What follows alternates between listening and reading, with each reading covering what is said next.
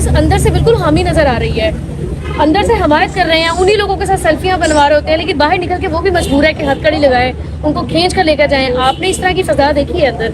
बिल्कुल ऐसे ही है, लेकिन मसला ये है कि पुलिस वाले भी बेचारे मजबूर हैं, नौकरियां बचा रहे हैं, लेकिन उनको ये चीज़ देखनी चाहिए कि आप जहाँ पे आप गलत है तो गलत को गलत कहें, और रिस्क अल्लाह ताला की ज़ात ने देनी है। छोड़ दें इस बात को कि ये सरकारी नौकरी होगी तो ही आपको रिस्क मिलेगा, जो सरकारी नौकरी इनके पास नहीं है अल्लाह ताला रिस्क उनको भी देता है। और मेरे ख्याल ये टाइम आ गया कि पुलिस को भी अब थोड़ा सा इन चीज़ों को। आप ज्यादती का वक्त कितना देख रहे हैं, मजीद कितने अरसा और चलने वाला है?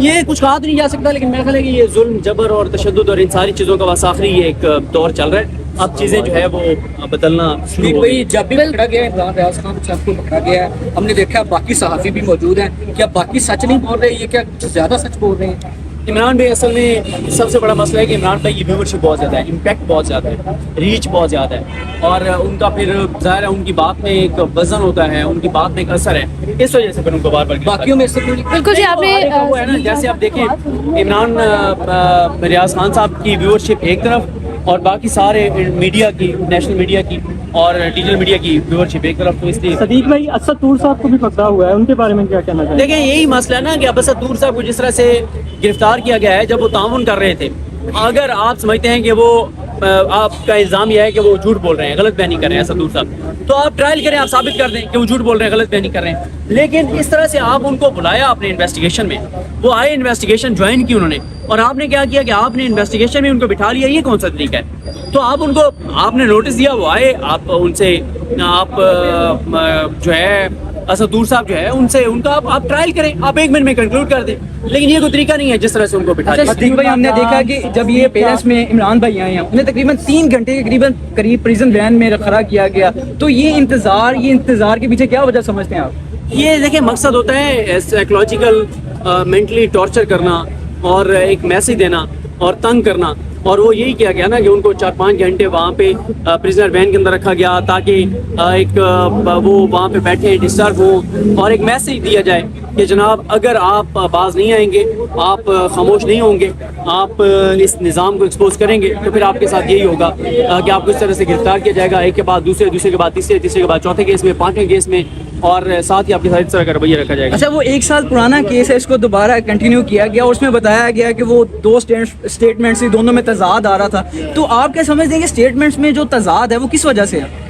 देखिए मसला ये है ना कि मार्च 2023 का केस है और गिरफ्तार कर रहे हैं फरवरी 2024 में, फिर कोई सबूत नहीं है, कोई चीज़ नहीं है। आप कह रहे हैं कि हमारे पास सबूत मौजूद है कि वीडियो मौजूद है कि इमरान रियाज वहाँ पर मौजूद थे, अच्छा मौजूद थे और आपके पास वीडियो मौजूद है, तो दूसरी तरफ आप ये बताएं ना कि आप ये भी कह रहे हैं कि इमरान रियाज जो है वो पेट्रोल बम बना के मार रहा था, वो पुलिस पे पथराव कर रहा था, ईंटें मार रहा था, बेंटे मार रहा था, तशद्दुद कर रहा था। एक में वो 4 चीजें बता रहे हैं और दूसरे में 6 चीजें बता रहे हैं, इसमें तजाद आ रहा है। वो इसी तरह से होता है ना, FIR में कुछ है, आगे ज़िमनी में कुछ है, बाद में उनको नामजद करके सारा कुछ किया गया, खुरम लतीफ़ खोसर को भी, खोसर साहब के बेटे को भी, तो अली अज़मत को भी।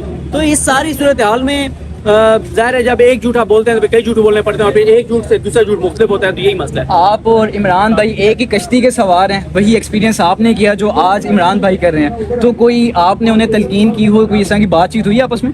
देखिए बात यह है कि हम किसी सूरत भी हमें नहीं मिलाया जा सकता।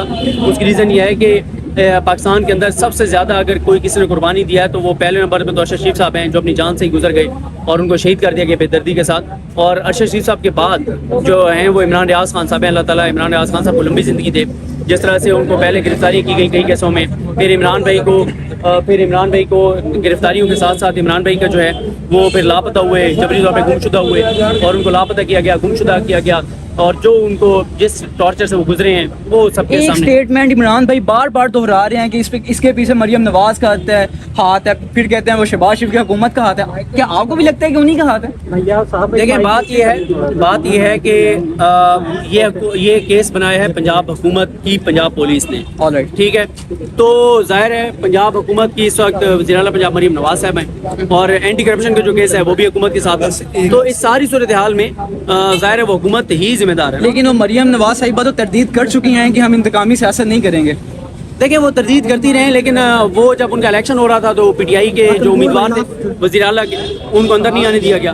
پھر اس کے بعد جو پی ٹی آئی کا پرامن احتجاج تھا وہ ایف آئی آریں کاٹی گئی، لوگوں کو گرفتار کیا گیا. دیکھیں علی امین گنڈا پور جو ہے اس نے کتنا کیٹیگوریکل کہا کہ اپوزیشن پورے صوبے میں جہاں احتجاج کرنا چاہتی ہے احتجاج کریں، ہم ان کو فیسیلیٹیٹ کریں گے. لیکن دوسری طرف پنجاب کے اندر دیکھیں گرفتاریاں، کریک ڈاؤن، ایف آئی آریں، دہشت گردی کے کیسز. اور پھر مریم نواز صاحبہ کیسے کہہ سکتے ہیں کہ ہم انتقامی سیاست پہ یقین نہیں رکھتے جب سانے ماڈل ٹاؤن ان کے دور میں ہوا.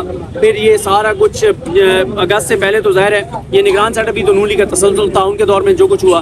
اور مریم نواز صاحبہ خود ہی اپنے جلسوں میں کہتی رہی ہیں کہ پی ٹی آئی کے لوگوں کے ساتھ وہی سلوک کیا جائے جو دہشت گردوں کے ساتھ کیا کسی جائے. قسم کا تشدد تو نہیں ہوا عمران بھائی؟ کہ پہلے تو انہیں ڈالے میں لایا جاتا تھا، آج پریزن وین میں لایا جائے، کیا وجہ ہے؟ دیکھیں مسئلہ یہ ہے کہ سارا مقصد ہے ان کو ٹارچر کرنا، مینٹلی ان کو ٹارچر کرنا، فزیکلی ان کو ٹارچر کرنا، اسٹریس دینا، یہ ان کا مقصد ہے اور وہ اس مقصد کے لیے سر. کیس کتنا مضمون تھا یہ؟ بتائیں کہ نواز شریف وزیر اعظم بننے آئے تھے لیکن وہ وزیر اعظم نہیں بن سکے، کیا راوی اب بھی چین لکھ رہا ہے کہ نہیں؟ یار یہ تو راوی سے پوچھنا چاہیے، لیکن راوی کا مجھے نہیں پتا راوی چین لکھ رہا ہے یا نہیں لکھ رہا. لیکن میاں صاحب بہت زیادہ بے چین ہے اور ان کی بے چینی جو ہے وہ آپ کو نظر بھی آ رہی ہوگی ان کی ان تصاویر میں جب وہ اسمبلی میں بیٹھے ہوئے ہیں. اور ظاہر ہے وہ جب لندن سے آئے تھے تو وزیر اعظم کے طور پر آئے تھے کہ وزیر اعظم بن چکے ہیں، لیکن اب آپ دیکھیں ان کے ساتھ جو صورتحال ہوئی ہے.